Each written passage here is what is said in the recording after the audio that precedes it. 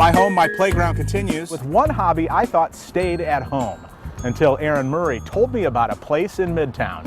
Call me childish, but I love a good board game. You guys are all like trying to talk me so I don't put it on yours. I know your strategies. And if you're looking for a place to play board games, probably makes sense to put both of them there. I mean, a lot of board games, Spielbound Board Game Cafe is the place to be. There it is. She always wanted that 6. It's only a year old, so don't feel bad if you haven't heard of them. They're located on 32nd and Harney and have close to 1,700 games in their collection. We are the first and only nonprofit board game organization in the country. And if you're like me, you're probably wondering, what is a nonprofit board game organization and who do they help? This is dedicated to getting games and teachers for school and education, to seniors for preventing dementia, and just getting everybody to sit around and come together over a board game and teaching people about the wonders of playing board games. Just remember, there's no throwing the Monopoly board if you don't win, like I did as a kid. Me too, Aaron. Me too. 6 on your side sometimes takes a break from investigating, but as Mike McKnight explains, stretching is key. All are over 50 years old and some in their 70s. But these boys of summer, spring, and fall don't slow down on the softball field. I'm feeling all right. We'll see how it goes once I get up there.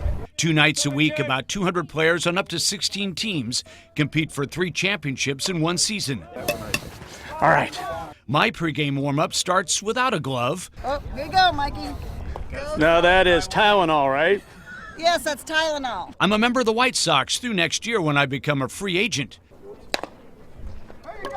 Actually, all of us will change uniforms after next season. Nebraska senior softball teams shuffle rosters through a draft every 3 years. But for one more full season of hits, runs, and bare aspirins, I'm a proud member of the White Sox, winners of the Senior Fall Classic. For anyone with kids, the zoo is always a big stress reliever, as Dave Zavolinsky is quickly learning. Hey everyone, this is my wife Kaylin and my son Rhett, and his favorite place is right here, the Scott Aquarium at the Henry Dorley Zoo. Come on inside with us. What's on the bucket list for today? We always start with the penguins. Over 85 of these Arctic birds are on display, but the ones swimming at eye level always seem to get a rouse out of Rhett. Whee! And after about 30 seconds, we're on to the next exhibit. The 75-foot-long shark tunnel grabbed Rhett's attention at a very young age. And it's still his favorite stop in the aquarium. He may only be 1, but he's a smart 1-year-old. The kid already knows the big golden rule. Always try to leave the zoo with a souvenir. Yeah, you want the biggest one here, don't you? How big? It's bigger than you, bud. If I got it for you this time, what would you want next time? That's the lure of coming back. Maybe next time we'll get the big stuffed animal. Not today.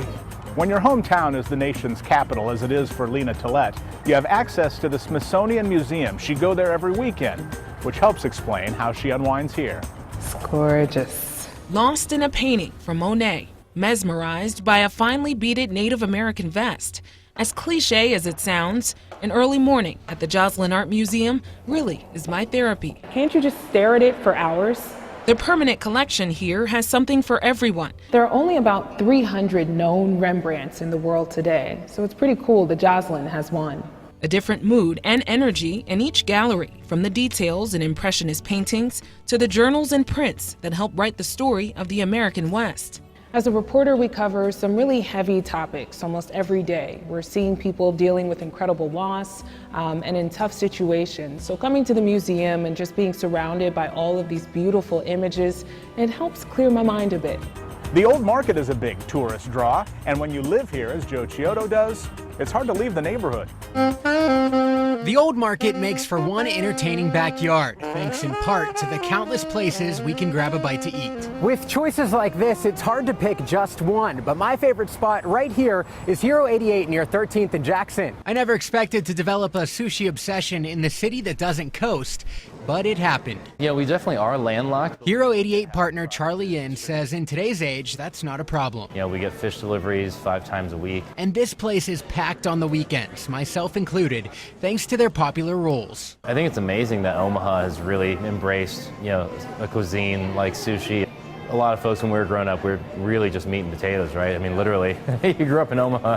Here in Nebraska, we all know how to eat meat and potatoes, but you at home may be wondering, what's the right way to eat all of this? Walk me through the right way. The right way, okay. Well, you don't want to just drown it in soy sauce. I'd say I might be guilty of doing that. Turns out even I have a lot to learn, which is just another reason to keep me coming back for more. When we come back, where does John Chapman go to hear this? Oh yeah. When My Home, My Playground returns.